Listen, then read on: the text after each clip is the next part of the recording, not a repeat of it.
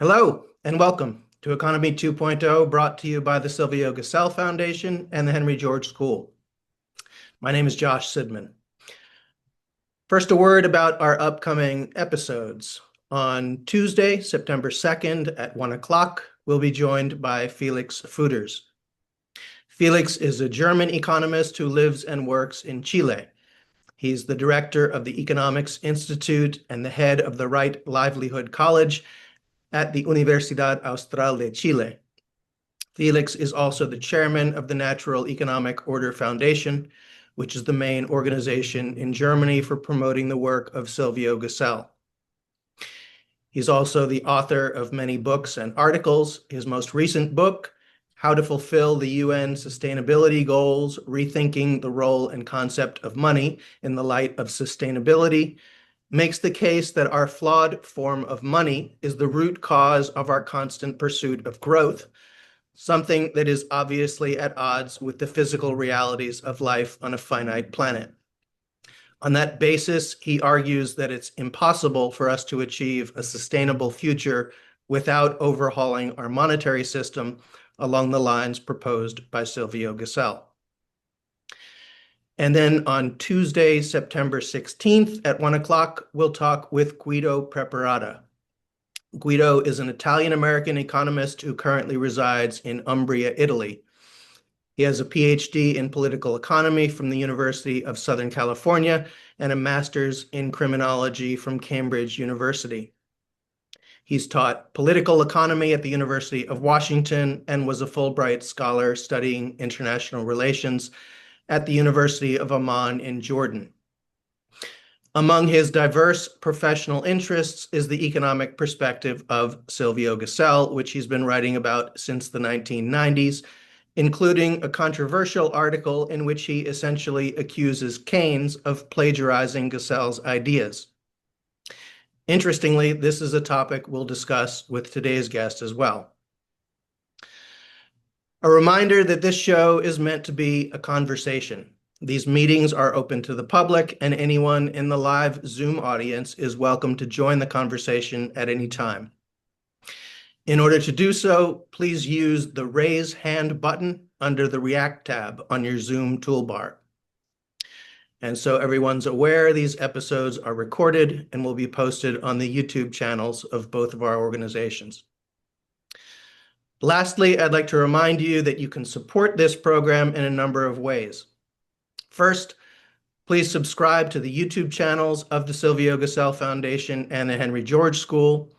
Share the episodes of this show on social media, email them to people who you think might be interested. Also, if you'd like to make a donation, you can do so at the Silvio Gesell Foundation website. We'll put a link to that page in the description of the YouTube video. All right, let me bring in today's guest. It's a special pleasure for me to welcome Carlos Louge to Economy 2.0. Carlos is an economist and lawyer by training, and he's the founder and director of the Silvio Gesell Institute in Argentina. Carlos is a good friend and has been one of the most important people in terms of my own personal journey with the ideas of Silvio Gesell. As I've spoken about before, I first learned about Gesell in 2007 through reading Keynes. His ideas immediately appealed to me, and I asked myself how I had never even heard his name before. For over 10 years, I tried to find someone, anyone, who could help me understand why his ideas are not more widely known. Finally, about 5 years ago, I met Carlos and began working with his organization. Through this process, it became clear to me that there was a need for an English-speaking organization advocating for Gesell's perspective, which led to the creation of the Silvio Gesell Foundation about 2 years ago. So in a roundabout way, Carlos is partly responsible for the existence of this show, since I don't think the Silvio Gesell Foundation would even exist if I hadn't met him. Over the last several years, I've come to appreciate his depth of learning in the field of economics, and he's opened my mind to some important perspectives that I had never considered before.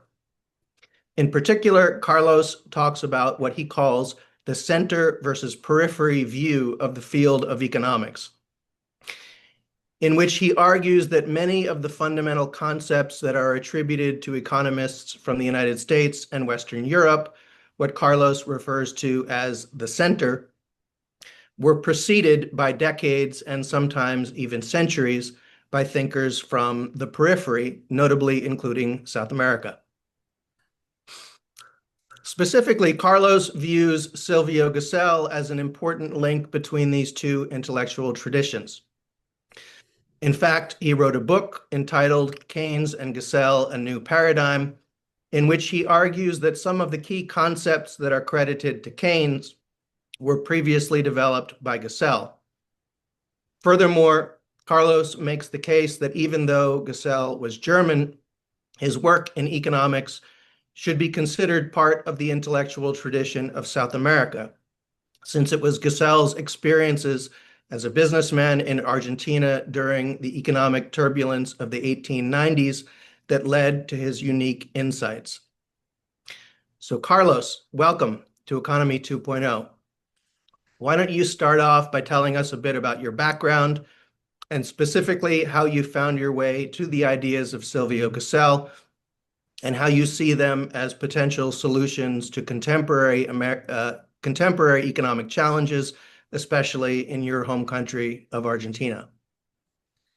Thank you very much, Josh. I'm very glad to share this meeting, the work you are doing, and of course the Gesellian movement is growing and growing everywhere, no? Especially not only in Europe but in America as well. So that the crisis we are already going through in general in the world, it's an opportunity for us to show natural economy in its different ways, and of course to rebuild this thinking. And Gesell is not only part but the center of the whole thing. So saying that, I can tell you that of course my background is from I am a lawyer and specialized on commercial law and banking law.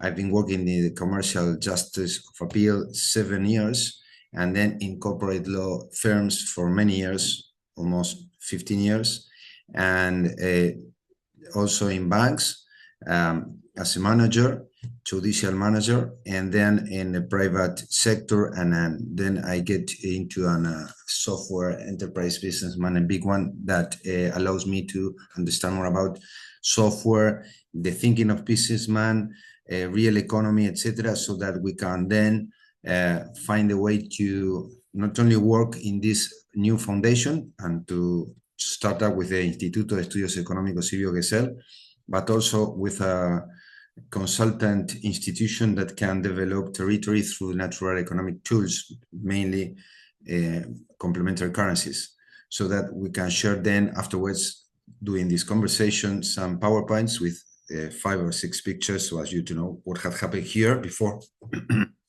And then also I want to tell you that I was a conventional lawyer, thinker, etc. But then after our big banking crisis in 2001, maybe some of you know that all the banking system collapsed in Argentina, and they didn't give the deposits back to the owners, and it gets into total bankruptcy and insolvency. But not only that time, but before 5 times in 20 years. Argentina is a problem because it's out of the big globalization theater, and we have always problem with the IMF and with the center, with the economic center, and that's what had happened 100 years ago, and maybe a little more with Gesell, Silvio Gesell, in the ending of the 19th century. So that we are used to crisis, and maybe because of that we learn how to deal with them, and some a little bit creative, and we are used to it, although it's not good. And that's why I think Gesell found his thinking, his work, lessons, and even the government heard him, so that that's why we think he learned here, and he has the cultural background in the Silver, what we call the River Plate economic thinking and tradition to get this going forward. I will talk a little bit afterwards about that. That's why my thinking was, what is going on here? We have a conversion law before in the 90s with the dollar 1-to-1 to the peso, and of course it gets broken, and all the economic thought was not working. And then I found Silvio Gesell, and of course I have studied also economics and saw Keynes' treaty, the General Employment Interest and Money Treatment from here in 1936. We all know. He talked about Gesell, and he talked about Buenos Aires and the Baring crisis, la Casa Baring, the Baring Bank was a Baring crisis, a big crisis in 1890 in Buenos Aires. And Keynes talked about that and says that Gesell was there and he found a way to learn about this crisis. That was the way I get to it. And then I asked myself, why Argentines economists don't talk about this, don't learn, don't study, don't teach about this. And that's why we have an important Anglo-Saxon here influence and tradition that not allow us to study the old Spanish and European tradition in our thinking, thought, political, etc. That's, of course, we understand what it's all about, globalization, etc. And then we start studying, seeking, finding, and we also then meet the Gesell family. Felix was know them very well also, and we were lucky to meet them.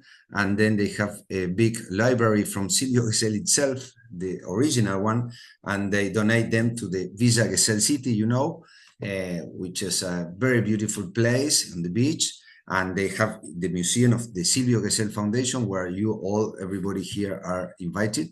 And we have the original library and the books, all the stuff there, and documents, which are very important. And then after that, we continue working with different families, historical families from here.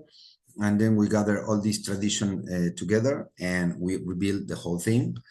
And it's going well because many documents are going alive and start a new movement here that we need, of course, because we are going now through a financial economy and we need to return to the productive and real economy, which make our country once big and very productive and very big.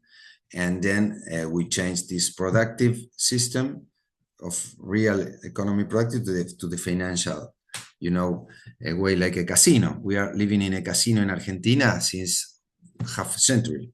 So of course it's not working. We are the only country which has not moved its HDP per capita since the 70s. We have the same average GDP per capita. And we go up and down. And then that's why we start thinking about this. There are many economists working on this, very, very well, important economists, but the media and the mainstream don't allow them to go forward and to work. So that's why we start working in a different way. And okay, that's why we start with this, Josh, by now. Maybe it would be good for you to summarize the story of Silvio Gesell and his arrival in Argentina, the economic environment that he lived through in order to develop his theories. I think that would be a good starting place for this conversation. Of course. We all know that he's a German origin and arrived to our shore in 1887 and importing dental odontological machines, artifacts, and import these many goods and working with his brother in Germany. He already knows Spanish because he has been working first in Malaga and España. His family is from German, He is German. He was German, of course, born in Saint Vith. Then Saint Vith passed to Belgium. And it's important, this first thing, because since his father was Prussian and Protestant, and his mother was Catholic from Wallonia, no, in Belgium, which is French background and Catholic French background, it was different families, and they get caught in the war between Germany and France. And we think that this made him thinking about peace, integration, and the way it can be done and achieved. And money was one of the main problems, not only land, which was one of his main subjects, but also gold. The gold pattern was a problem, and he wrote a lot about that. And his first question was gold or peace, and he opposite peace and community against gold, which is scarcity and facilitate greed, etc., and financial concentration. That's why then he developed this. He has two sisters that were monjas. I don't know how you say in English. Nuns. Nuns. And it's important also because he has a Catholic and Christian background. That's why he's thinking about Moses, the Old Testament and the New Testament was important for him. And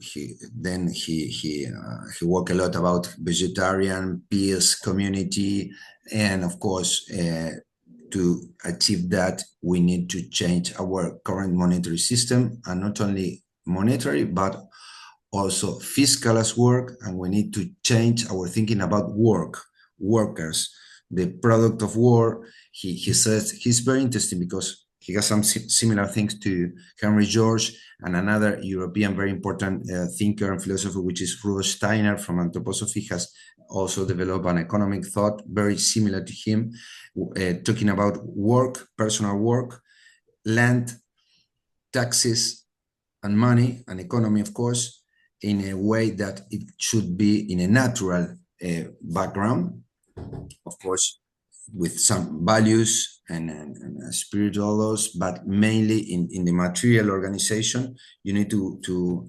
respect some laws. For example, usually an interest was a problem, and he discovered how this make big concentrations on wealth in hands of a few ones, and then makes slavery for the other ones. Then he understands how monetary markets work. And this is important.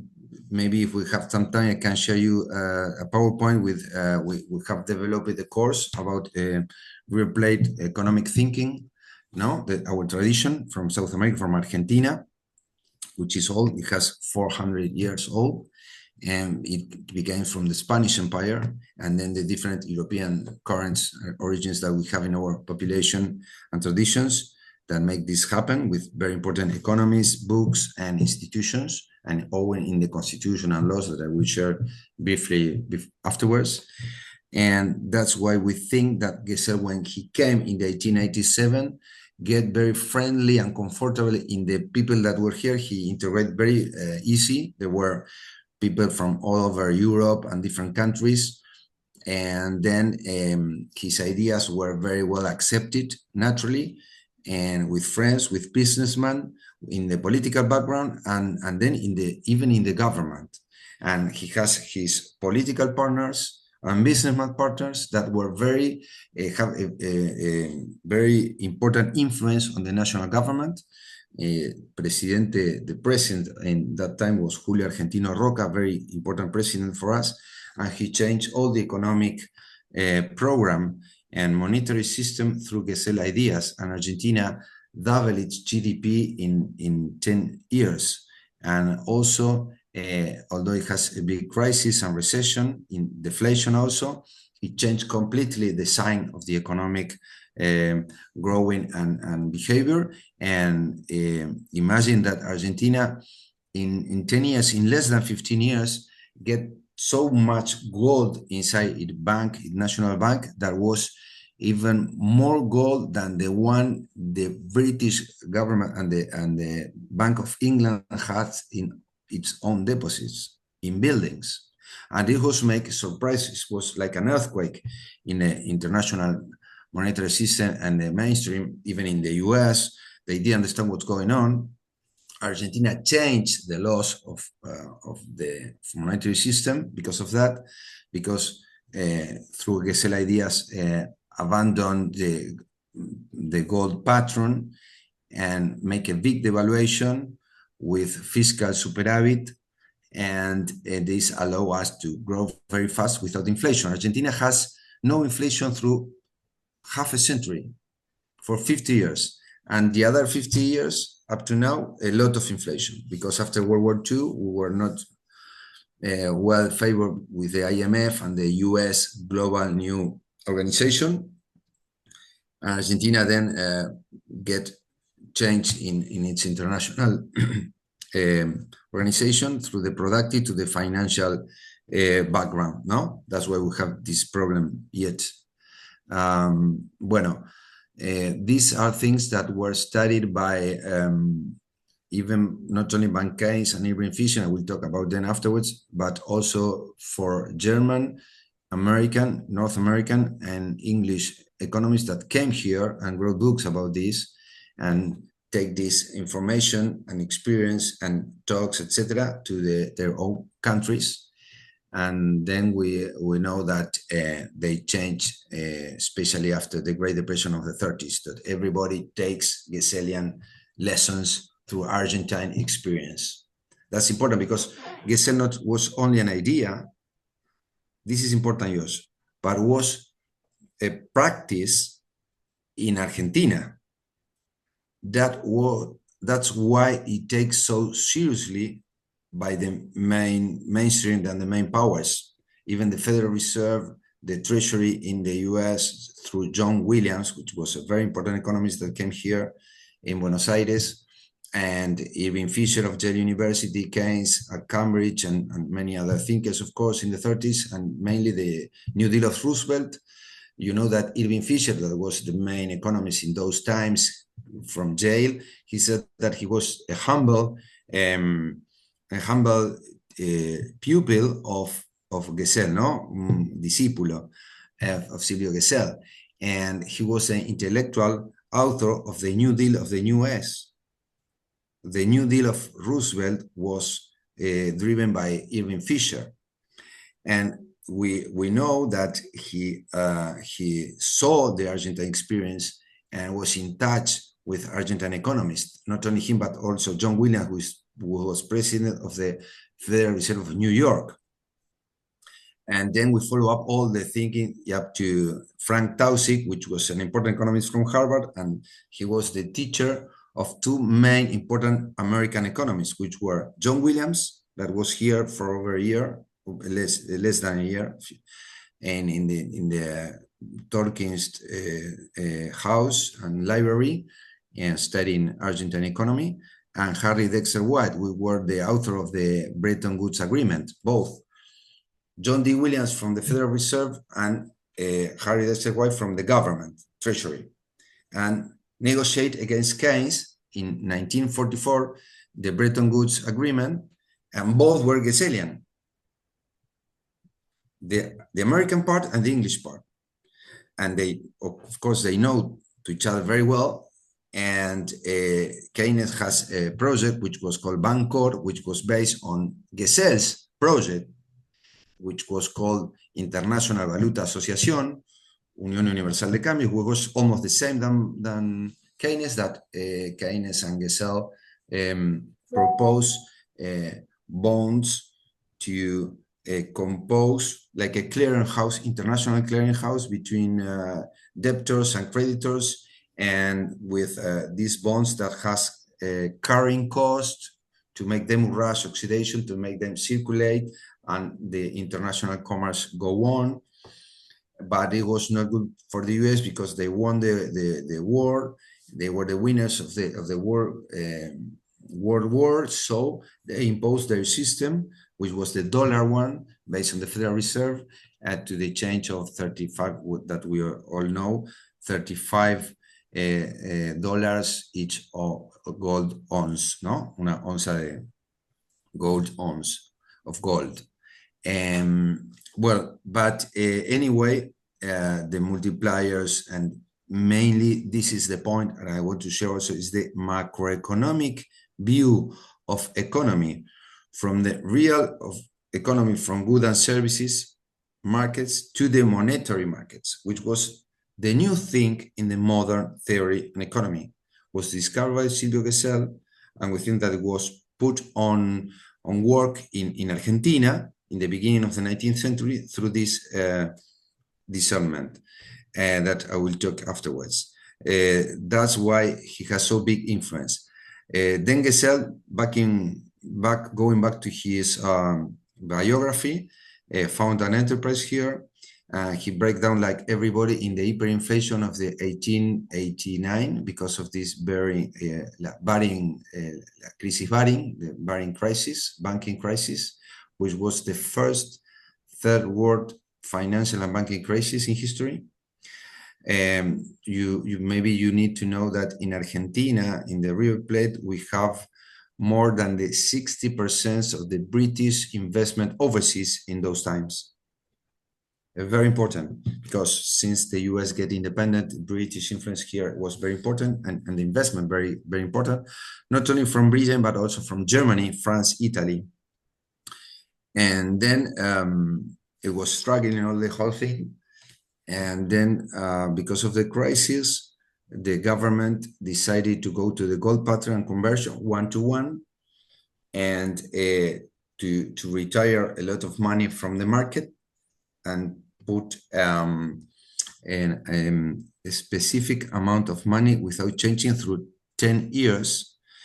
This monetary base didn't change in 10 years. So since people was coming from Europe, millions of people, and the land and the frontier was going on, and the railway was growing, and we have a new town each 100 kilometers, Gesell cried and was he was not glad, because he said in his works, in his writing works, that we are founding new towns, new train stations, and getting new people, but we didn't give them the necessary issue, what was money to develop their activities, the tool. We put the towns, the station, the people, and we didn't give the tool, which is the natural, the money that it needs that they need to, of course, to work, to produce, to export, etc. And then we cannot develop. It was a contradiction, and this was for 10 years. And the exchange rate system, monetary system, was appreciation. So the gold was getting cheaper.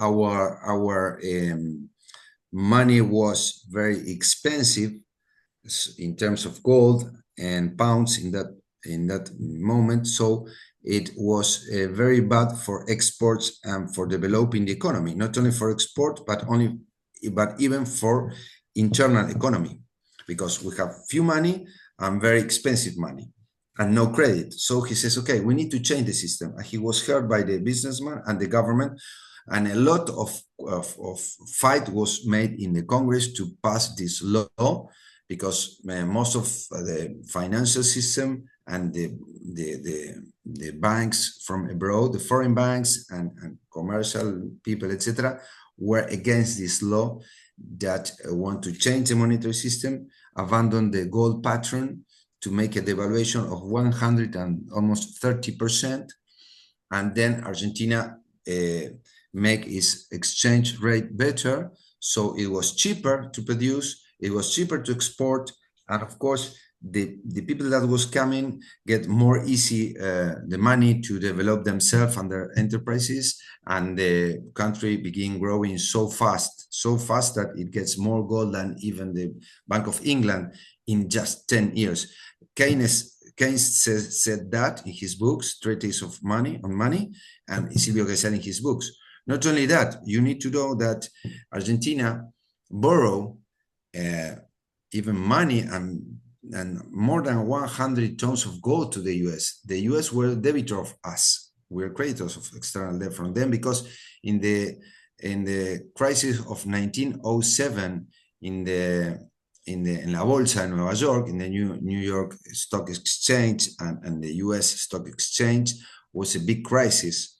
And JP Morgan and Argentina helped the US and the banks to recover from the crisis because it were bankrupt. And that's why then afterwards in 1913, the new law, they passed the new law of the Federal Reserve System, no? As you know, in 23, this night of December of 1933, before the First World War began. And they say this is because the system used the background of money and banks to avoid a new crisis like the one that has happened in 1907, that was held by Argentina and JP Morgan. So the influence of Gesell was really concrete, big and direct. And the books here, we begin searching and founding from the economic minister Terry and Torkins and some others that talk about Gesell in Spanish. We have some interviews from him in our economic reviews here from those times. And of course, a lot of background. And it's interesting to know, and of course, to rebuild and to understand what has happened, because not only our history, academic history, university didn't know that, but also abroad, of course, in the international system. They don't know where he came from and where Keynes came from, although Keynes speak about Gesell, not only one chapter, but in two chapters. It was the most economists cited, no? Cited in his whole work, in his treaty of economy, and nobody talks about that. And not only was the most named and the most important, but Keynes himself talked a lot about Gesell and said, like a legacy, that the future will learn more than Gesell than from Marx, as many of us know. And nobody takes note about that. Nobody takes attention. And if we think twice about this phrase, we can conclude the following. Keynes, John Maynard Keynes was saying, okay, man, I am not in the future. I am not for forever. Keynes financial system and Keynes system, I'm not forever. After me, Gesell, not Marx. And when we get out from the university, as Felix always says, we found in the corner the capital of Karl Marx, but nowhere is the free economy or natural economic order from Silvio Gesell. Nobody knows what it's all about. That's why you are working here and we are working everywhere and growing to understand what's going on.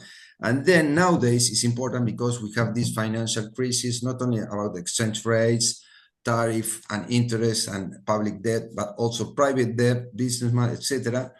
And in many places are talking about negative interest rates. That was one of the main proposals of Silvio Gesell. Negative interest rate to make money run. And the more money run between people and businessmen, the more productive demand and offered, supply and demand can be facilitated and work on, and then business grow, work for people, etc. We have this virtual circle going on, and so easy to understand, but so difficult for the mainstream to understand because it's not good for banks. Banks need to borrow money with interest, and all the multiply banking and financial system is driven and is built upon this apalancamiento, no? How you say in English?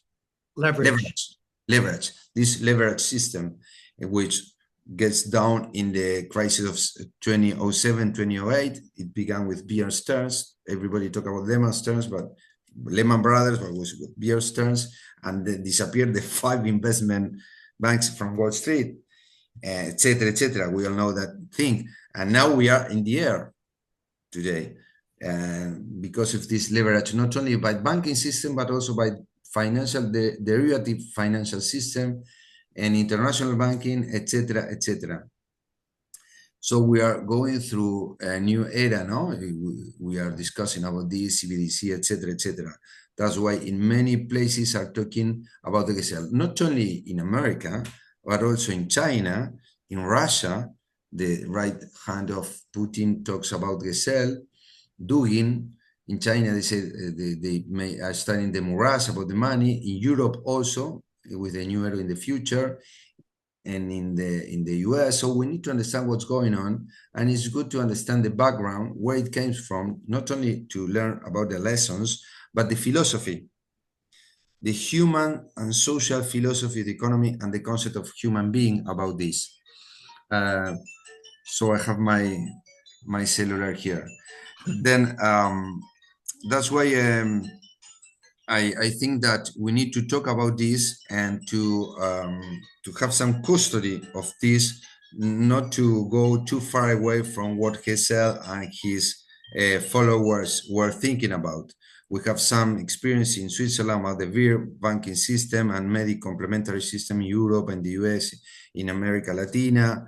And so really we're going through a big change, and it's good to understand where it comes from, where we're going, but mainly what it's all about. So, bueno, this is more or less, he found a big enterprise, which was Casa Gesell, about toys and some mobiliario for rooms for childhood and families, and he was very popular in the high classes. He was very creative in his creations about the stuff in the houses.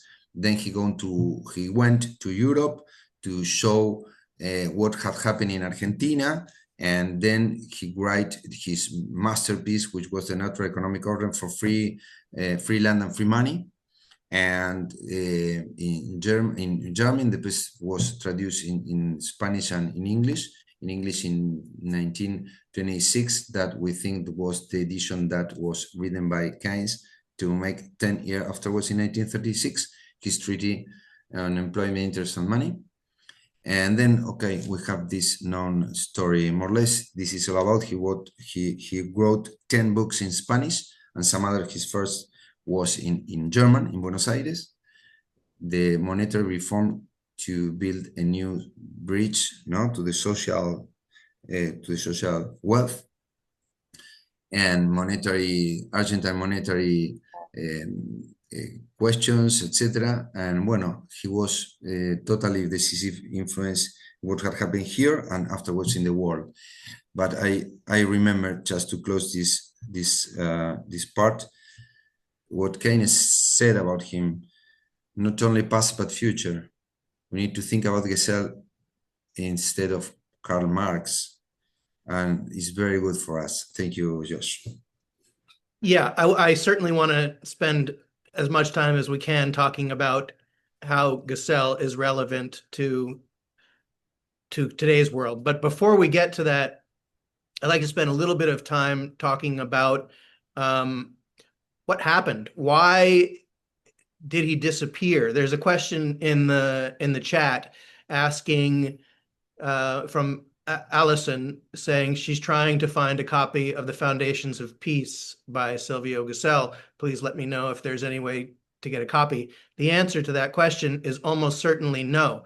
And that's because most of his writings are not available in English, including his main book. There are some pretty poorly edited editions that are now available, but when I first learned of him in 2007, and I learned of him through reading Keynes, it sounded interesting. I wanted to know more, so I went online and I'm like, all right, I'm going to order a copy of his book, and I couldn't find it.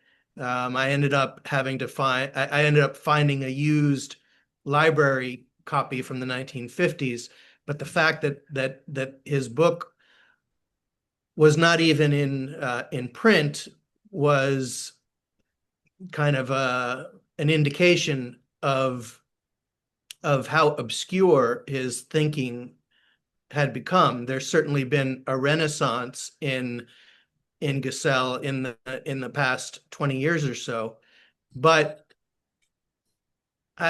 I'm not typically conspiracy minded, but I suspect that there may have been some coordinated effort to suppress awareness of his work, because you probably know about this, Carlos. There was a publishing company in San Antonio, Texas, in the Sí, sí. 1920s. Yes, that's right. And they're really followers of freedom in San Antonio, Texas, where Ginobili, our basket player, was not only the Argentine famous in San Antonio, Texas, but also Silvio Gesell, that have traducing some from Texas, his books. I was surprised, totally surprised that they translate, they have edition and a Gesellian movement in the US. Even here, Right. we have a governor here and nobody knows. Go on, please. But you can't find any of those publications Impressive, anywhere. impressive. I find one in the Central Bank of us that says San Antonio, Texas, in English. I was totally surprised. And then I understand Irving Fisher was from Texas also, I think, Irving Fisher from, and also the economist of Kennedy, this guy, Galbraith, John Kenneth Galbraith, he was from Canada, but has meaning, bueno, his Texas influence, etc. Go on, please, but this movement has some kind of importance in the history of the US. Yeah, so there was this publishing company, I think it was called the New Natural Economic Publishing Company or something like that. It was very specifically oriented to Gesell and Gesell's followers. Sí. And there were a bunch of publications that I know of their existence through YouTube videos. I've seen photocopies of these documents, but I have never been able to get my hands. I saw a book, see? Yeah. 25 years ago, when I began with Gesell, I went just only find one and was nowhere. It was difficult to find Gesell books. And one of them was of San Antonio, Texas. Totally surprised. I understand why Irving Fisher and the freedom followers of the long US tradition about freedom were really followers of them. Libertarians, not only libertarians, but the national thinking of the US against the European banks, all that stuff, I think. Go on, Josh, please. Yeah. Well, just to kind of close that topic, it would be worth mentioning that we are currently working with the Gesell Museum, which you mentioned, and also with the great grandson of Silvio Gesell. His name is Santiago, and he's an architect who lives in the United States, and he's becoming involved in. So there is underway a project to digitally archive all of those documents and to put them online. And so I think the hope is that that will be complete in the next year, and that will open up potentially a huge amount of new opportunities for scholarship, because there are documents that I've never seen. Sí, Yeah. sí. That's So right.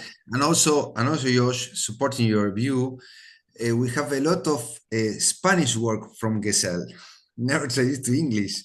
So his main work was in Spanish in Buenos Aires. Then he made his second phase in Europe, in German, in Buenos Aires and in Germany, and in German. But none of that writings were translated English. So is not only has no access to the US population, but only for the global population, because everybody talks and read in English. Understand? And even in Buenos Aires, not known Gesell, because we have no Spanish traduction except Keynes and Gesell, that it would be good to translate in English, I think, because not only because of its documents, but because of the story of Argentina and Gesell here and his thinking, to match the US economic tradition to our economic tradition and the European economic tradition, that both are sons of us, we think, because we have a document, because our universities in Argentina are older than the US ones.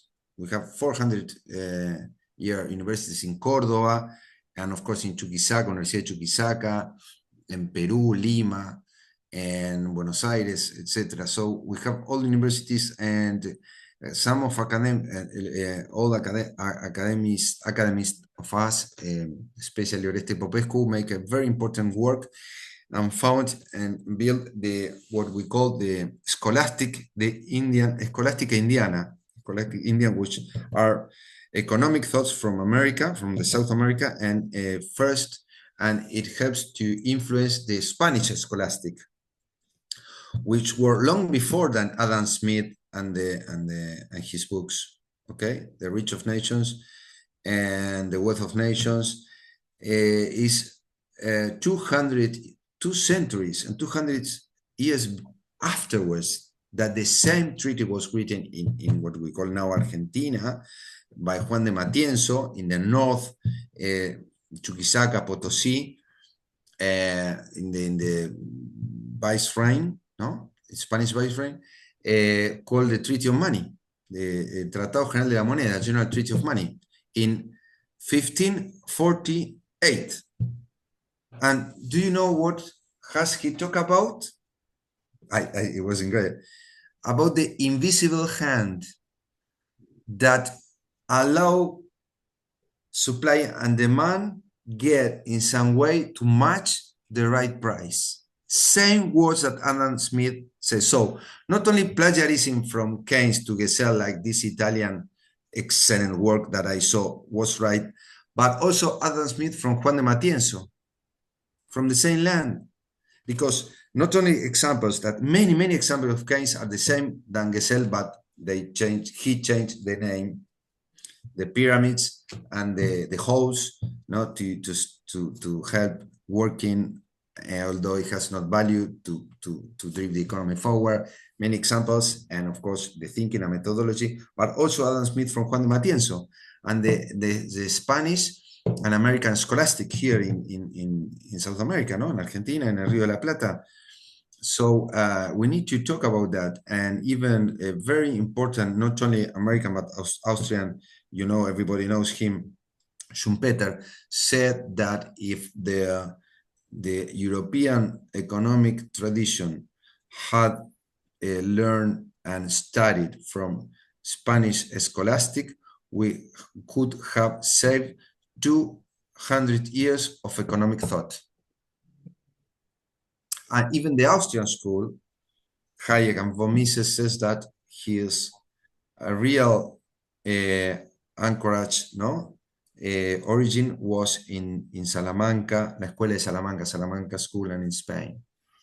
Carlos, tell us the name again of the thinker who first used the term the invisible hand. There's a question in the chat. Was it Juan de Matienzo? Juan de Matienzo, exactly. And the other one that is well known in the same period of time was Juan de Mariana, a Jesuit priest, because it was the Christian thinking, Spanish Christian thinking. You know, in US you have a lot of cities Spanish made, not only Florida and California, but the whole Midwest, and it was a Spanish place before. It was not empty as we used to think, and then we have this tradition, and okay, and the Indians mix with the Europeans. This is the Catholic and Christian tradition, and they have, of course, its social and economic thinking, naturally, and political, and then the history, so that when we can rebuild this, we have a social Christian tradition, and not only start in those times, but finish in Gesell's work, because the people and the ministers and the government that around him were Catholic, some Protestant. Ernesto Torquín was Protestant, Argentine German origin also, but very Catholic, his wife and all the people, and they want to change this. And so this thinking, I think, and we have some other thinkers and ministers that would be very important books that talks the same than Gesell, like Mariano Fragueiro, our first economic minister, wrote a book called Public Credit and Argentine Questions, and propose a similar national banking system, monetary system like the Federal Reserve, with 6 different regional banks to measure inflation, credit, etc. in 1853, exactly half a century before the Federal Reserve, but the same thing, but owned by the state, and not private, but the state, but public, with different provinces and the cabinet in part of the directory, no, and the board, in the board. And he says that natural interest rate should be not more than 3%.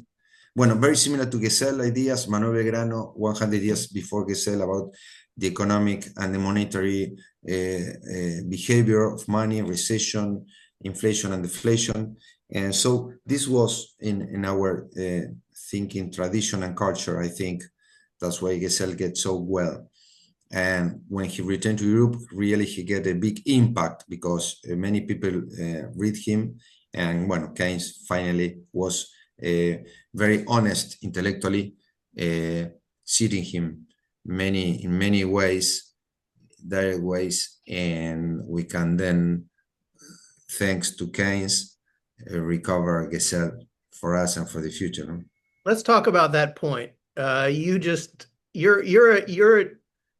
You're a generous spirit, Carlos. You tend to want to view people positively. I know this about you through 5 years of being your friend. As you know, an upcoming guest on this show, Guido Preparata, does not have such a generous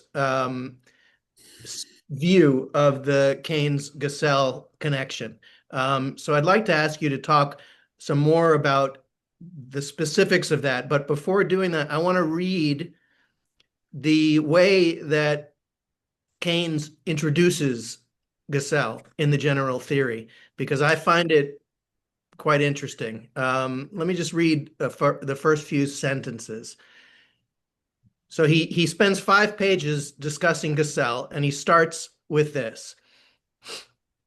He says, "It is convenient to mention at this point the strange, unduly neglected prophet Silvio Gesell, 1862 to 1930, whose work contains flashes of deep insight and who only just failed to reach down to the essence of the matter.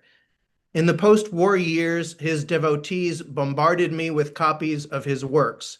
Yet, owing to certain palpable defects in the argument, I entirely failed to discover their merit.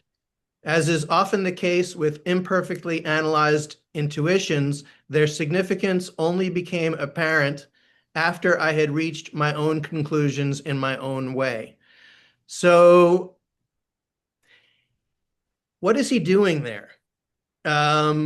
Is he being honest? Did he really arrive at his insights independently? Or is there something, is there a darker interpretation? Muy bien. Well, that's a key question. We are going to the main point. And after this, I will show you, and we can talk about complementary currencies, the Vergel experience in Austria, and we can talk about barter clubs and the new monetary system in Argentina then, okay? Because this is the key point. Which is the key point? Easy to see? No, it was not easy to see. It was not easy to see. For me, it takes decades to understand what's going on. And then we put in the middle of the book, Keynes and Gesell and some other searchers understand this. But the main point was very difficult for us and for everybody and economists was this. Why did Keynes said that it was difficult to him understand up to the time he understood by himself the difference and what's going on, his own way? What's the difference? One, liquidity preference is the keynote of the whole thing, my friends. And we understand that when we use money without interest, because Keynes said, Carlos, can you define liquidity preference for anyone in the audience who's not familiar with that concept? of course, liquidity preference is a measurement, technical measurement, which is taught by the tradition of economic thought, especially developed by Keynes, who says that people and economic actors, which means, of course, businessmen, enterprise, corporation, people, etc., prefer to save on money that instead of goods and services.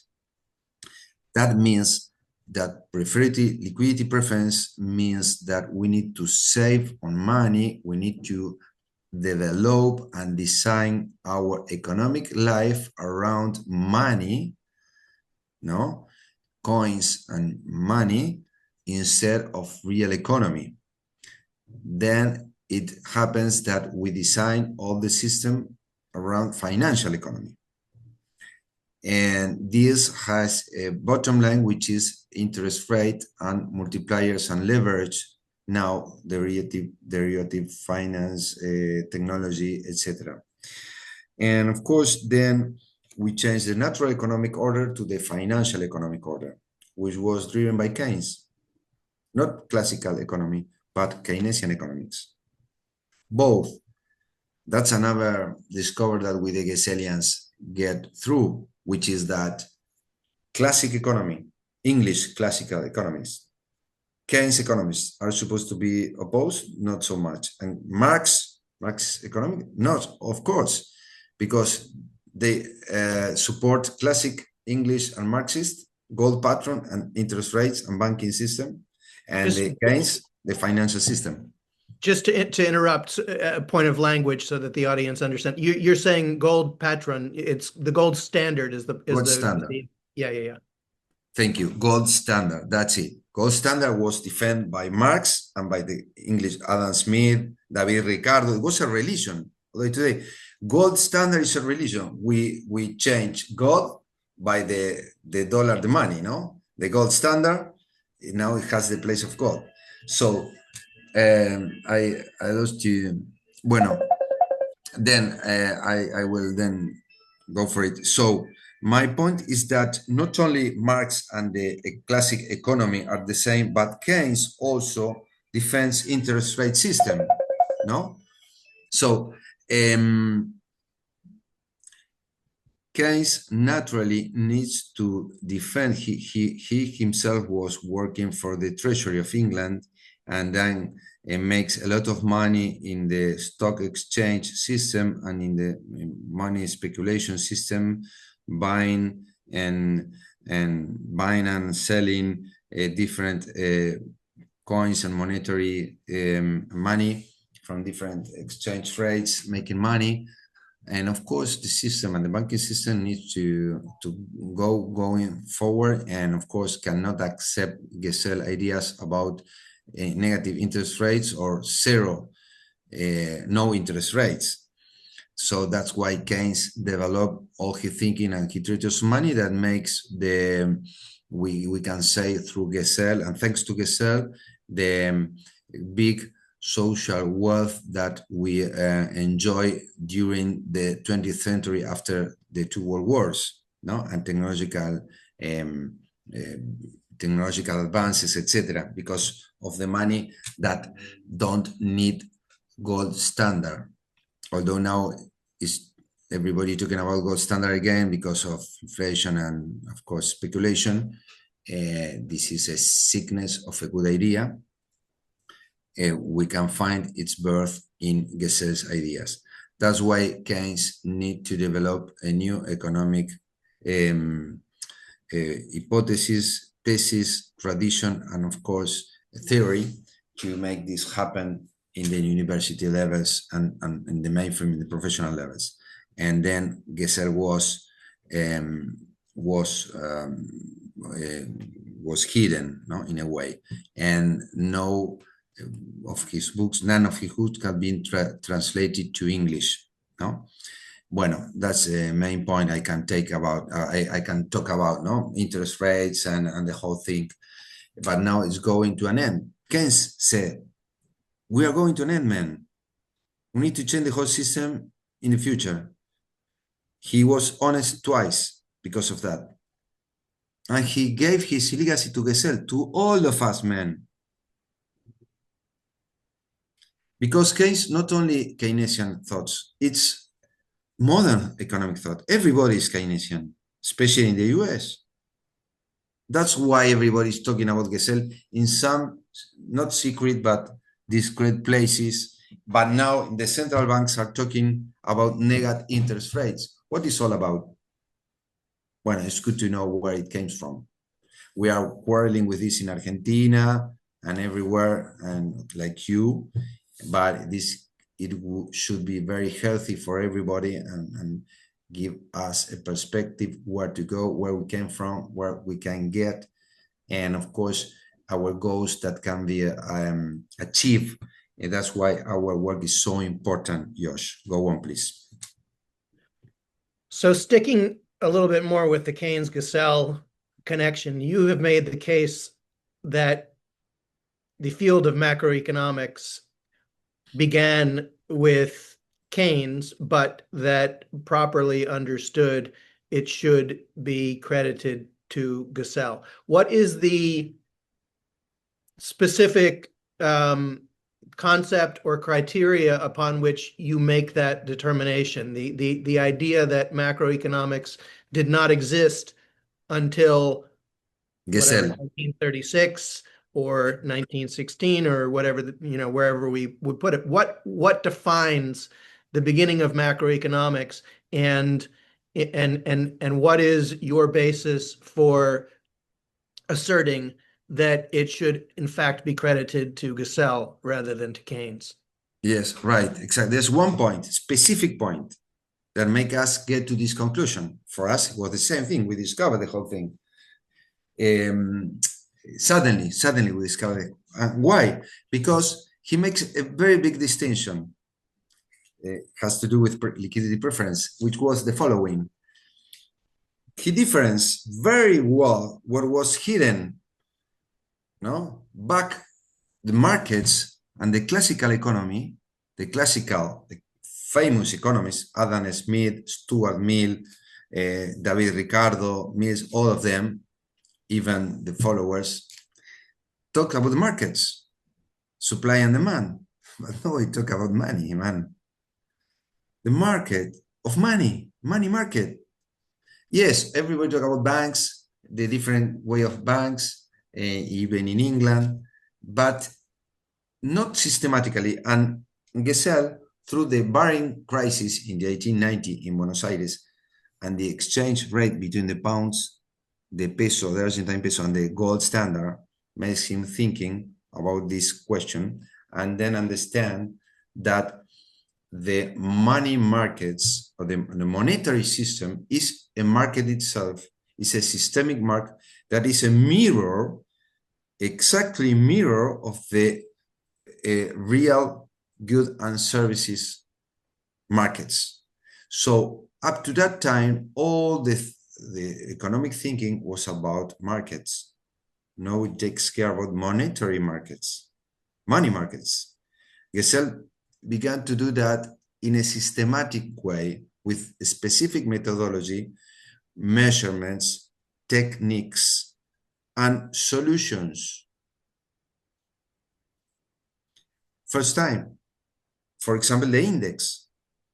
He says we need to change the value system, which means that things has value because of its gold standard intrinsic value or intrinsic work value, like Marx said, that should be measured in gold, which is a total fantasy, man. This was a religion, something. They say, no, man, what are you talking about? The thing has prices, man, not value, prices. We need to go to the prices theory, not value theory, teoría del valor in Spanish versus teoría del precio. It's totally different. And this is like a superstition thing, this value thing. It's a religion thing. The commercial thinking, The religious thinking, the money thinking about value and standard is totally a psychological and aware thing that we are taken by. No? We need to go to the prices. The things had prices, not value. That's the main change. So when you sold the house, you have not a value. How much it value the house? No, man. It depends on the price that market can give you. For example, you think that your house is $1 million, but if they pay you $850,000, the price is $850,000, not 1 million. That's the correct price. And all the things. That's why we have the subprime crisis and all that stuff. Well, doesn't matter. That's the running point, the main point, the starting point of the whole thing. Then we need to follow to develop macroeconomics, which Gesell effectively did. We have a PowerPoint. If you want to, we can share just a few pictures about this to make the difference and where it came from. And I think it will be very visual to the people here to see it. And another PowerPoint that I want to show you is about the barter clubs and the Vergal system in Austria. Maybe it can be useful for everybody, Josh. Yeah, you're welcome to share your screen. Why don't you save the barter clubs part until we jump forward in time to the present day, since you're talking about Keynes and Gesell. Why don't you start that PowerPoint? Understand. I want you to show this because, of course, as always, when we can share, it is easy. Bueno, we have this. We are talking about the River Plate economic thought school, no? A River Plate economic thought, because we think that we have begun with this thinking in the old 16th century, because we have some work of the economist that I told you before, and then we jump to the El Orden Económico Natural, Natural Economic Order, and his influential international influence. No, that's why we say the great discovery of Silvio Gesell in Argentina. We use the Argentine flag because it was the government, etc. Although he was German, and of course we understand that his work in Germany was so important in Europe in general, in Switzerland, etc. Even his political, because his political behavior were previously practiced in Argentina. He was a political very active in Argentina, very much. And then the same experience go to Europe. It was interesting to see that, very active.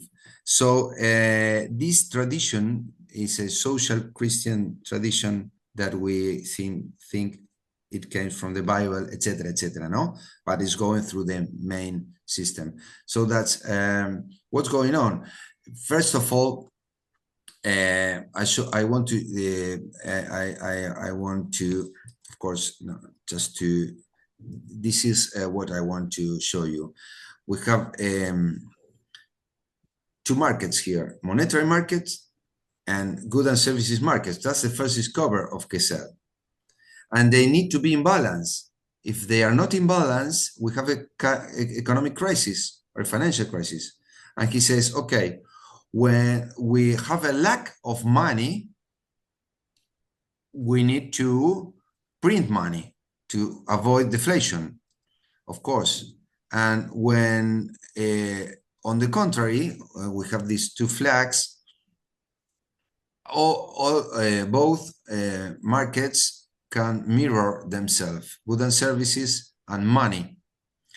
We have inflation. If we do have inflation, Gesell says that we need un horno, no, un oven, no, that to fire all the money, the paper, and then we need only just an oven or a print machine to print money when we need, or to fire them when we have too much in the oven. That's only the two ways that we can not only manage the monetary markets, but also the goods and services markets to get prices in good level, and of course, work, activity, etc.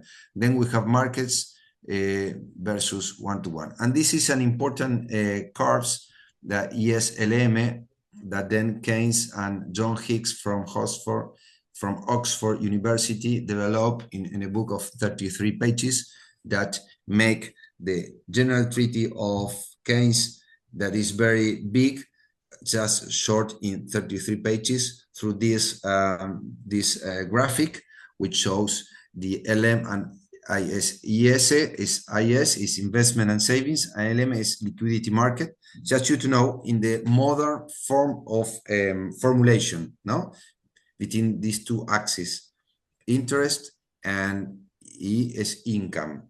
Bueno, that's why we prove where it came from, that it came from Gesell. That's the main thing we want to share. Another things I want to share with you is this main thing about classic economics, natural economics, and Keynes. It's just a short thing I want you to know. The classics, the English classical school said that the global saving depends on interest rate. As far as we go up with interest rate, we are favoring savings, and is good for saving. And Gesell says, on the contrary, no, it's bad for saving, it's not good. Why?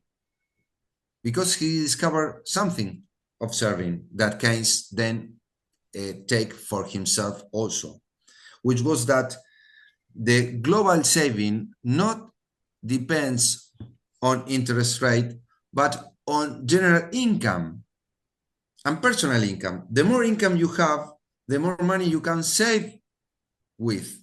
Of course, common sense. Common sense. Then we need to make people earn more money, and the general income goes up. Then you will have some more percentage of your income for saving.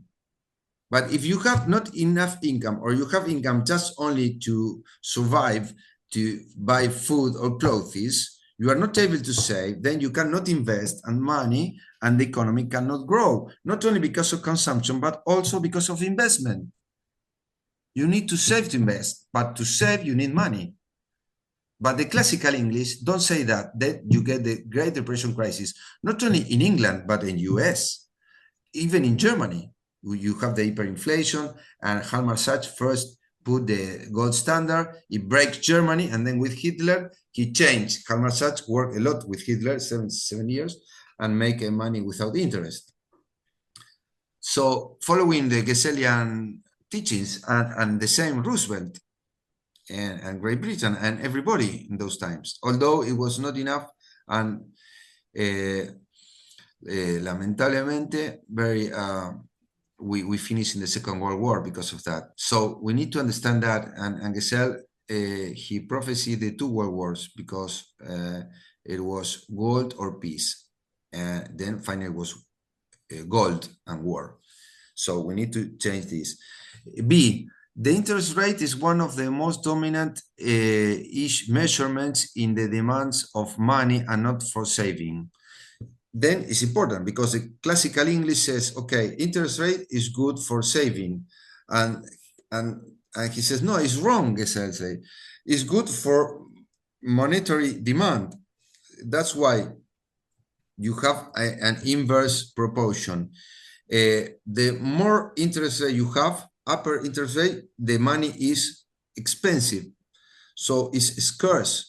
You need to go down with the interest rate to make money cheaper, and then easy to invest and to consume. And the classical and monetarist economy, and the Austrian school, and the monetary, and the Chicago University, even Milton Friedman said, okay, man, we need higher interest rate to combat inflation, to make money expensive, but then this has a big price in terms of unemployment, of lack of investment and consumption. So Gesell says, okay, no, we need to go for cheaper money without inflation. That's why he then developed macroeconomics, economic aggregates, like, for example, index of prices, supply demand, aggregate supply demand, aggregate, big economic aggregates. and see another very important that is addressed to Keynesian economics and is not for Keynesian economics, is for Gessellian economics with the consumption function. It depends on the income, not on the interest rate. As I said before, the more interest rate you have, the less consumption and function of consumption you will have. It depends on the income. The more income you have, the more consumption you have, and then the economy is going up. That's why we have the first difference between, and this is important as to know, not only for general public, but for Gesellian specific and Georgist people that are very close to us, that we need to difference between economic capitalism, which is Gesellian, not Keynesian, but Gesellian, capitalismo económico, is different, is not equal to what? Financial capitalism. That's our ghost. Keynes and classics equal itself because of interest rate and derivative financial issues that makes them equal. That's the main difference we need to understand. Well, okay, then we have these both two markets. Am I right? Of course, I can talk about a lot of things more, but I don't want to be Carlos, in the interest of macroeconomic theory, time, etc. in the interest of time, I'd like to try to bring the conversation up to the present day. So can you end the screen share? Sí. And We have two more pictures: intrinsic value of money, okay, versus extrinsic value. Extrinsic means that the state said how much money values. Intrinsic value is that money has a value by itself, which is superstition for Gesell, because he says that gold has not intrinsic value, it has price. And the money has not intrinsic value, has price also. Interest rate is the price of the money. Then we have this difference between value theory versus prices theory, okay? And then we have then another interest rate versus basic interest rate, which then up to that is usury. Then we have macroeconomics from Keynesian and Gesellians. It's a new technology versus microeconomic, which is a classic economic school that nobody talks in that way. Even Milton Friedman, they mix everything so as nobody can understand what's going on really about the whole thing. We need to put clearness on this. Then we have the index of prices based on gold standard and that stuff. Then more technically, external sector versus internal, and etc. Okay, we have universal system versus gold standard international system, and then we have taxes in regime of taxes versus rent system, which is founded on in natural resources and land. We have real exchange rate versus nominal exchange rate. Okay, we have monetary base and velocity of circulation, speed of circulation versus leverage, banking and financial system, interest rate positive versus interest rate negative, etc. No, a lot of many measurements and concepts about this from Gesellian to modern classical economics. So as to be clear, I don't know if I might have been clear or not, but I think it can give some value. Let me try to bring the conversation into the present by asking a question which comes up almost every time I have an opportunity to speak to somebody who has never heard about Gesell before. As you have just finished talking about Gesell's, the environment in which Gesell developed his theory was that of the gold standard, and his analysis was directed against the gold standard, saying that gold-based money is the cause of economic inequality, is the cause of economic instability. Scarcity. Right. And so the scarcity of money needs to be fixed. The response that I always hear when I describe Gesell's proposal for demurrage is, well, yeah, I understand why that was needed back in the days of the gold standard, but we have inflation now. We have a government that can create unlimited amounts of money. So is this analysis still relevant in today's world? Sí, totalmente. It's part of the confusion, general confusion. Of course, first of all, we don't need to imprint money. We need to make it move, Circulate. circulate. This is es una visión copernicana, es un Copernican change, ¿no?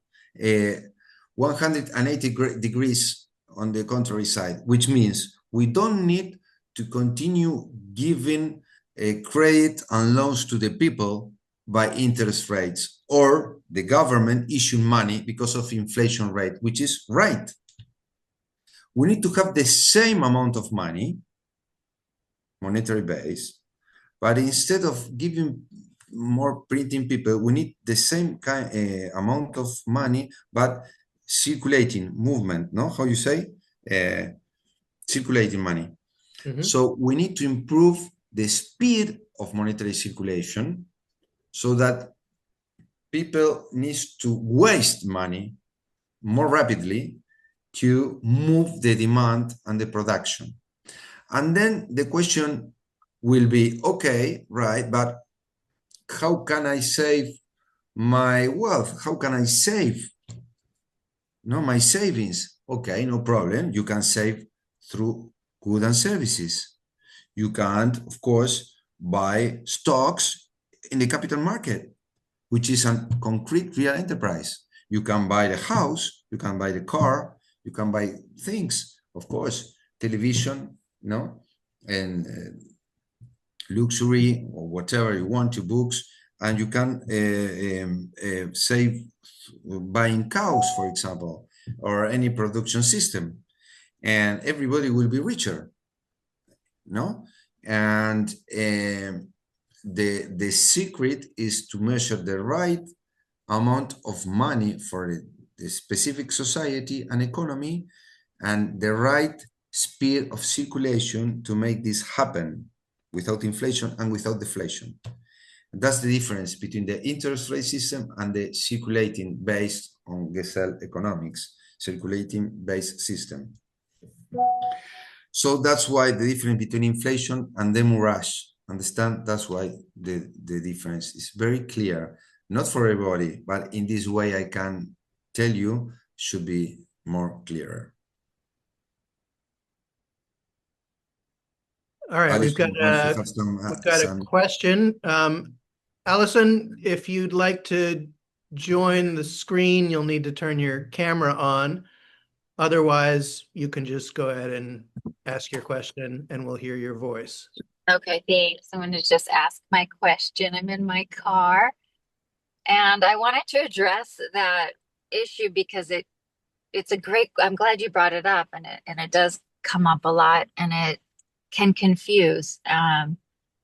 And one of the things that I want to ask if this is a decent analogy, because as interest rates go up and the value of money goes down in the current monetary design, what I see is that it's continuously diminishing, but it never actually dies.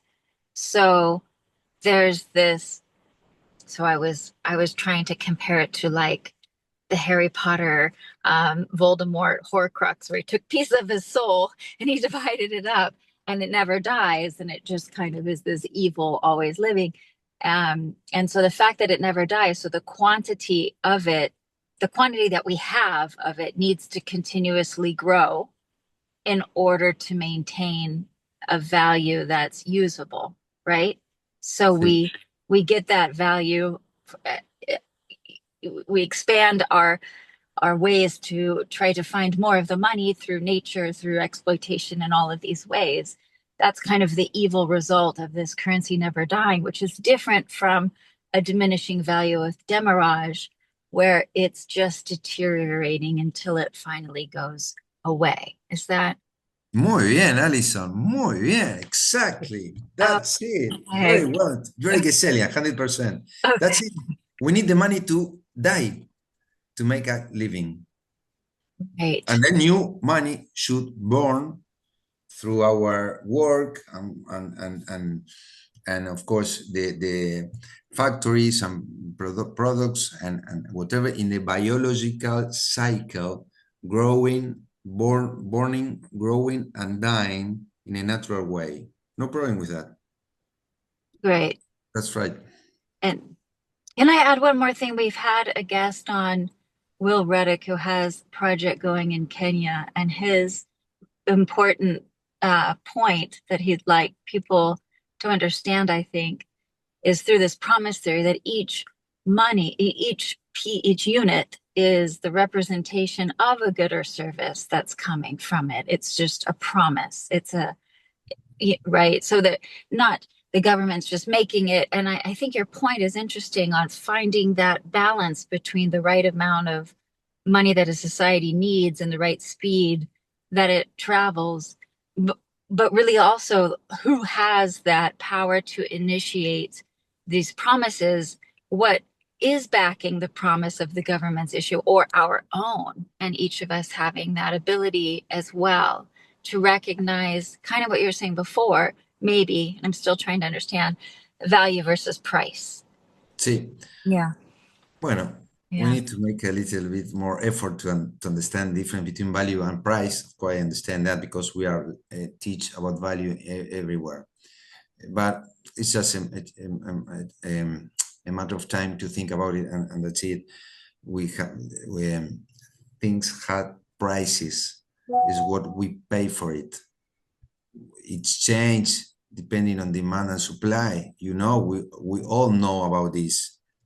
Prices change, but prices change, not value. Okay, value change depending on the price. So price is what makes value live, not on the contrary. That's first. Second, you say, how can we print the money, etc. Okay, it depends on private actors and the public actors. That's more about macroeconomics, public sector, private sector. But mainly the speed of circulation should be the secret of the new civilization. We are equal in a community and respecting differences and etc. The other thing I want to underline about what you said, what I understand, is about exchange rates between foreign money. That's why we have inflation and interest rates. Bueno, it's another measurement that we should take into account in the formula of calculating macroeconomics behavior and index prices, which is not only interest rate, but exchange rate between different coins of national money. That's it, just a concept that I want to share with you, but the main concept is the same. It's a matter of prices, finally. Carlos, let's change gears a little bit and talk about the practical realities of advocating for these ideas in the real world. It's one thing for you and me and Felix and, you know, a small group of people to analyze what is, you know, a fundamentally different understanding of the economic process, and to be convinced that Gesell's diagnosis is correct. It's quite another thing to advance such a radically different perspective when it comes to any form of real government policy. And I think that you and I think somewhat differently on this issue. So I'd like to know My perspective is that the chances of advancing this perspective via existing government institutions is just about zero. That I cannot imagine a path whereby these ideas are embraced by existing political institutions and form the basis of a complete overhaul of our system. And so my personal way of relating to these ideas is that the arena in which there might be scope for generating real results in the world is through local community scale implementation. And that if we can demonstrate the correctness and the efficacy of these ideas on that scale, then we'll be in a position perhaps in the future to make a much stronger case for adoption at a larger scale. You in Argentina, how do you view, what is your practical roadmap for advancing these ideas? What do you see as the path toward implementing what you and I agree is a correct analysis of the problem? All right. Yes, thank you for that question. Because then it takes us to modern economics and what we are living and experience concrete. Understand that we cannot go for it in one instance, and maybe some people said it's utopian. I think not, but we are on the way. We have on the past the birth of the modern economics thanks to Gesell. So Keynes says the same to the future. So we are on the way, no problem. We are working on that. Of course, the practical measurement and way is, as many of us know, which are the complementary currency system, which is already driven in Europe, Brazil, America Latina, even North America. And then I can advise for a very good book, which is called The Future of Money. In Spanish es El Futuro del Dinero, de Bernard Lietaer. Excellent man, author, and book, which is very clear for people, general people, to understand what's going on about money and community money, social money, and complementary currencies, called complementary but not alternative currency, because we are not competing and we don't want to compete with the central banks of Federal Reserve or the state, because we will lose, of course, if we are in the position of the common people. But enterprises, businessmen can be very well benefit using these tools. And the great, very well case is in Switzerland, which is called the Wirtschaftsring in German, which means freedom circle of economy, that was driven and created by Gesell followers in the 30s. And they have a second money system, a parallel monetary system in Switzerland. And Switzerland has three monetary systems, which is another secret of Switzerland. They have not only the Swiss franc, but they have the Wirbank, which is another internal monetary system, and they have the international, because it's like a paradise, a black hole in the international monetary system. Switzerland really is a black hole. And you have the BIS, the Basilea, no? Bank of International Settlements, which is the central bank of all central bankers. And then you have the international monetary system based on Switzerland, not only in Switzerland, but in London as well, but mainly in Switzerland. So they have this, that's why they live so well, no? So wealthy, and because they have a lot of money without interest. That's why I want to underline that subject. Complementary currency system may be the answer of what we are talking about and we are seeking for. And then we can teach, learn, and study about complementary currency experiences if you want to. And we are free to do that because not only because of private legal mainframe, because contracts and are about right and law, which is based on private property and private rights and the Constitution that allow us to use our freedom mainly inside the law system. And then since we are free to make agreements, we can do the same with our private monetary system or ways of exchanging, like salt in the past, no, tobacco in Virginia in the US, and you have a lot of experience in the past. Now we can talk then about complementary currencies, and then I want to show you, if you agree, a PowerPoint about our experience on complementary currencies, which was the bigger one. Everybody in Europe and in the text, in the lessons, talk about the Wegener experience in Austria, Österreich, in the 30s, which is great, of course. And then it was multiplied in Europe and in the US. But it was a small town, no?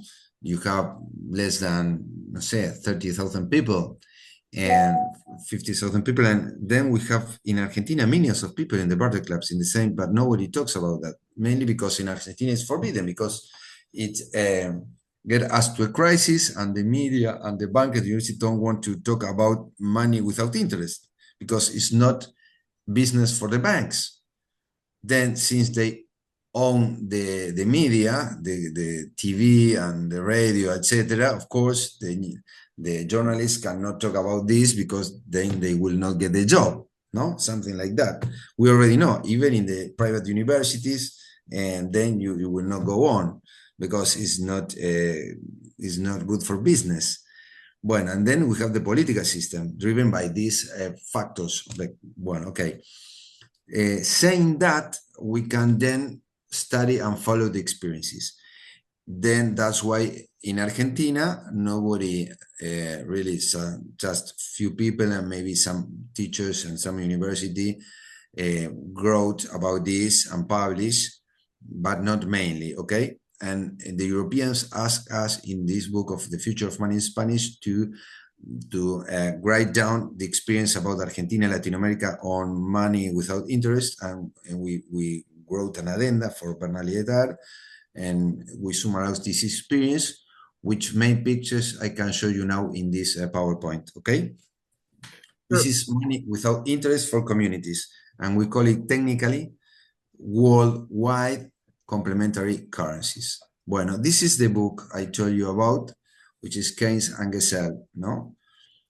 That we recommend to the Spanish people because not only of the story and the explanation between liquidity preference and the whole stuff, but and documents and our monetary system history, but also we cited literal Gesellian books so as allow people to read from Gesell directly, straight. I think that we strongly recommend people to read straight Gesell books because he writes in a way very interesting, very clear, and of course you can then take contact with the source, direct source, which is is important, enrichment, etc., to make this possible. And 25% of the book is literally the main where we can find the source of Keynes in these literal readings of Silvio Gesell in this book. That's why we make this in a scientific way. Okay, going straight forward, people need to know, especially in the US, in the mainstream, that we have lived after all the banking system collapse. Each province issued its own money, although they were doing this before a bankrupt collapse, and we were living without. We are living with the current monetary system by pesos. We have officially the dollar system, so we have two parallel systems driven by central banks with scarcity and big interest rates without inflation and big interest rates, and the gold standard in a way. And of course, We have 14 provinces which issue its own money, and then we have two national money because we have LECOP was a national monetary system based on a trust that was funded by the National Bank. So we have the central bank peso and the National Bank trust with another bond called LECOP, which was national. Then we have the provincial ones, and then we have the barter clubs, which were so important because the recession was so big that it can hold 2 million people working with barter clubs built simultaneously and totally spontaneously by people itself, with some leaders that organize the people to continue living and to survive the crisis, very intelligent, in a community intelligent way, in very well social organized system with barter clubs and nodes. And it was almost 5 to 6 million people was favorecidos, were positively favorized by this system indirectly. But you need to understand that we are talking about the 50% of the population living without money. Can you imagine that in the US? 300 million people. So we are talking about 60 million people living without money in the US or in Germany, Europe. You cannot think about that, even think about that. Bueno, we did it, and nobody talk about that.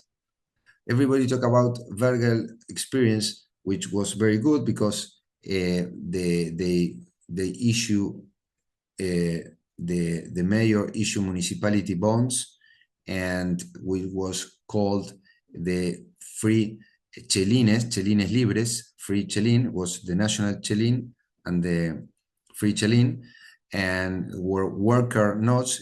The mayor and the people who use that bonds in Vergel pays the workers with this bond for each work, each product they sell or they work with, and this note circulates inside the municipality and the region, okay?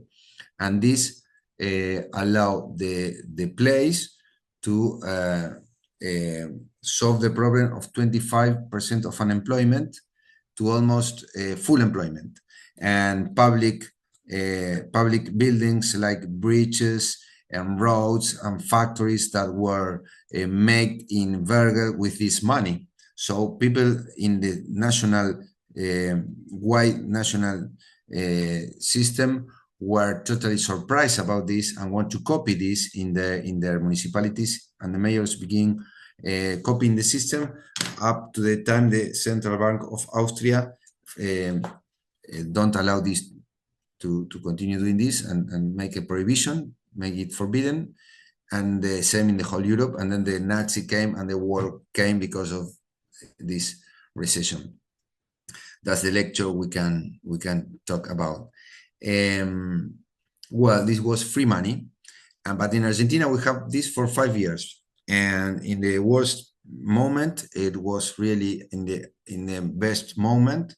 But then the IMF came, the government changed, and we have all the quasi money and barter clubs forbidden by the political and economic system. Totally, they combat them, and really once especially the money from province of Buenos Aires, which was called Patacones, makes the Argentine economy go up very fast and very well, and the barter clubs make people to work and to be happy and to be growing again, up to the time the political system makes it a fraud with inflation, and they sabotage the system.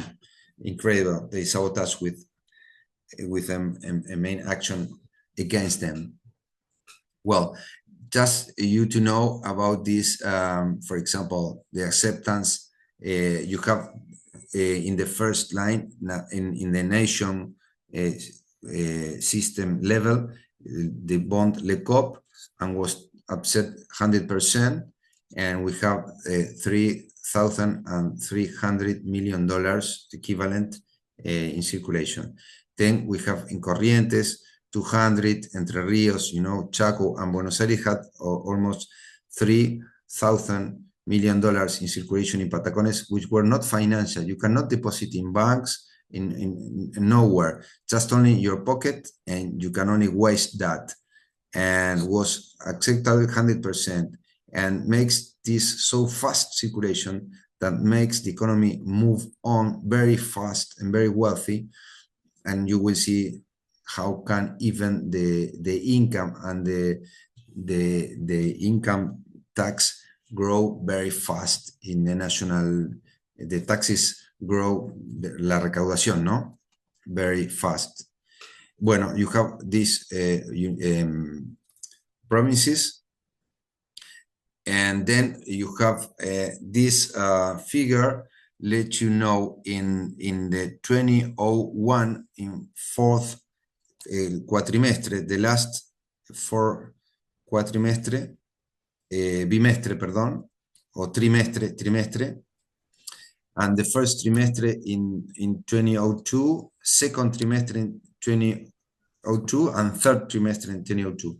And you will see the percentage, about the barter clubs, the national system, and in the green, the quasi-monedas, okay? So you will see that you have 70% of the monetary base in bonds issued by different provinces, okay? And not financial and not banking money, which is important.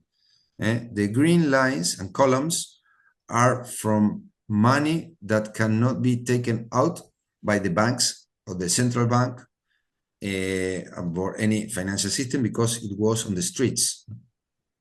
And the economy of the whole country was working in this way. So you can say that Gesell and complementary currency works very well. That's what we are proving here. Then well forbidden, as I said before, by the MIF and the banks and the government. Then we have this very important figure, Josh. This is the evolution of the barter clubs between those years, okay? So this was, for me, a humanity, una epopeya. How you can say epopeya in English? I don't know. Epopeya means like a great achievement of almost civilization. It seems very grandiloquent, very big thing, but it was true because, as I said before, we have one barter club, no, in 1995, but then we have all the civil society driven by itself, without corporations, without businessmen, without private economy, without the public economy, we have the state, without the politician, without anybody. Just social free organizations, civil organizations, not commercial, not economic, not financial, not political. And it takes, as I told you before, 20% of population, which was a great achievement. For me, it means that humanity by itself can be driven with freedom, without institutions. This is private property, private law, just one-to-one agreements, private agreements, and it works very well without even justice, just community. So we haven't given yet the value, not in terms of price, the moral value and psychological value of this experience worldwide today. Worldwide, because some other countries has made this in the old civilizations are very common, and today we have many places with complementary currencies. But we need to study more about this because it was a great achievement. That's why the Europeans and Lietaer asked us to write about this in the Future of Money, which I recommend strongly for you. Look, the speed of growing about barter clubs, no? Beginning in the 1995 with the recession, tequila, you remember the tequila? Okay, it was what of our banking crisis that hit us from Mexico. Then we have 17, next year 40, always doubling, 83, 200, 400, and then 800, and then 1500 in the country. So it's important you to see. And finally, I want to show this, that it was published in the newspaper. Como se dice, la recaudación, income from taxes from the state. You see the fiscal revenues, no, or taxes take by the state from 2001 to 2002. And from January 2002 to October of 2002, you have double tax income, man, more than 100 because of bonds. No more need for public loans.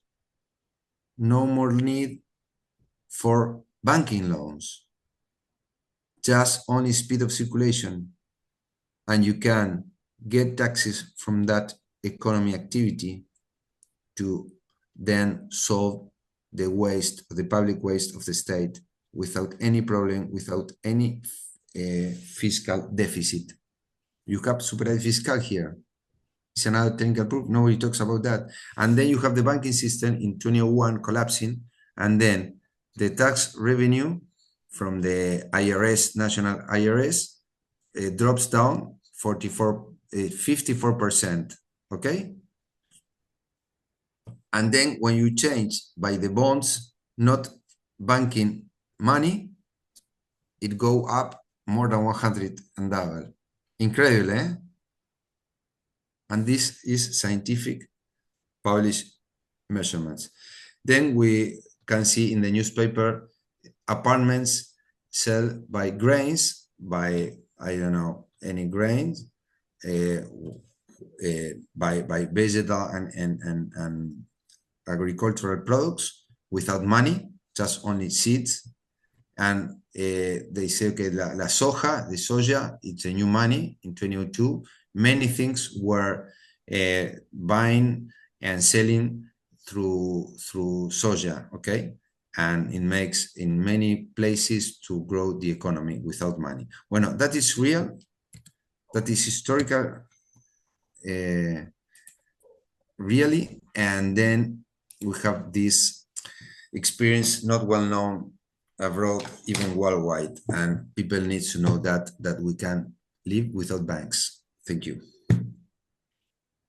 A term that I have heard you use, which I love, is you describe Argentina as a monetary laboratory. And I think that's a great way of communicating the importance of what has been learned in Argentina for the rest of the world. I don't know why. I'm not familiar enough with your political system to understand why extreme economic instability seems to be endemic for 150 years of Argentinian history. Well, of course, excluding the period that you described where there was stability. But in many areas of human knowledge, fundamental principles only become clear under extreme conditions in the physical sciences, and I think the same may be true in economics. And since Argentina has experienced a level of extreme economic experience that no other place in the world has ever experienced, it makes sense that insights would come from there, which simply couldn't occur to anyone who didn't live through the experiences that have occurred where you are. So it's not particularly nice to live through, but hopefully the silver lining is that it is a monetary laboratory. It may be the laboratory from which solutions that can work for the whole world are born. Yes, Thank you, George. That's right. But also we need to remember that it was built through pain, scarcity, and a lot of effort. It's not a laboratory. Of course, we can understand that, and it's the way it is thinking. Some conspirative thinking says that they use us like a laboratory. The white African, they say Argentina is the white African. But anyway, the thing is that we pass through the experience, we have some emotional background, and of course it's very tough, no? But we did it, a lot of people did it, and of course the memory, collective memory, is very bad about that, because the media says, okay, this is a bad thing, is poor, is scarcity, is crisis, but it was a big solution, on the contrary. But most of the people didn't see that way. Of course, we Gesellians, Georgists, that we have an alternative thinking, really understand that and discover that, no?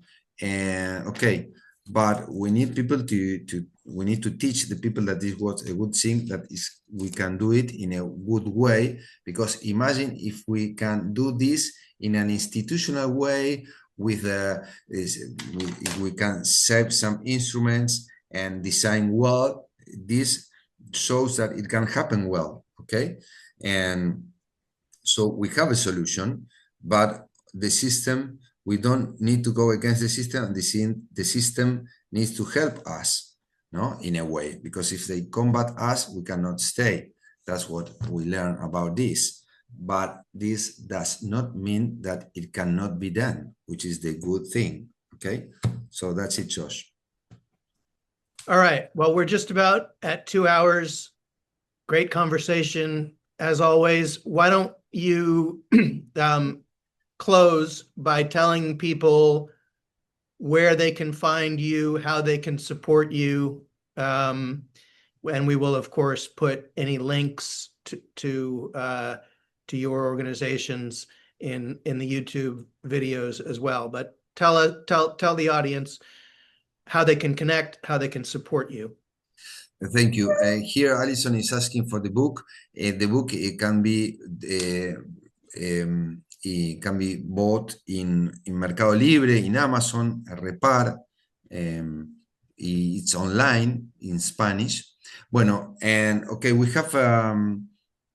I recommend our website, which is called www.institutogesell.org, which is our website. And then I can send you, if you have some time, I can send you in the chats our maybe our some address and directions, if you have some time, just to see that. And we have an Instagram, a Facebook, and we have also 2 web pages, because we have the Gesell Institute, which is for theory science, and we have another one, which is La Banca Territorial, which is for practical science, to build complementary currencies in the territories, you know, because our vocation is to build and help the communities to build their own money or monetary system, no? Because it's a way that we can then help to build communities, because for the future and the oncoming crisis, it will be the best solution for individuals, families, and communities to go through it's coming to us, although we can then find national and international system, we can build our local community system. And then in the chat, I have this website about the Institute, Facebook. We have a lot of documents in Facebook, national and conferences. Then La Banca Territorial, Economía Natural, is for our development of territories. And a YouTube channel, we have even a very important Gesellian Economic Congress, which was the first international, I think, with many, many speakers, even from Japan, España, Chile, Felix, German and Germany and Argentina. And for us, it's like a very important asset in Gessellian history. And you are invited to see that in YouTube, and in YouTube channel you can choose subtitles in English, no? And bueno, that's our social. In Patreon, of course, we will be very thankful if you can help us. In the Institute Gesell, we have a webpage where you can write to us. Bueno, that's it, Josh. All right. Carlos, the Zoom chat does not get reproduced in the YouTube video, so please send me all of those links that you just posted, and I will put them in the description of the YouTube video so that anybody who is watching this recorded will be able to access all of those links. Of course, right? of course. All right. Yeah. All right. I will send you by email also if you want to. Great. All right, Carlos, thank you so much for joining us. It was wonderful to see you. You are an inspiration. And to the audience, we will be back in 2 weeks on September 2nd with Felix Futers, who is another friend and partner in the Gessellian movement with Carlos and myself. So thanks everyone for joining us, and we'll see you on September 2nd. Okay, thank you very much, Josh, and the Henry George School of Social Science, which are very friends, close to us, to our heart and mind, because our cousins, and we enjoy very much the whole thing that you do in the Henry George School, and we are very grateful of the support they give to us in America, especially in America, because Gessellian movement is not well known there, and Josh, you are making a splendid job. And thank you very much for you, Josh, for everything what you are doing. And thank you very much. And best regards for all of you. Thank you. Bye-bye. Bye-bye. Bye-bye. Ciao, ciao.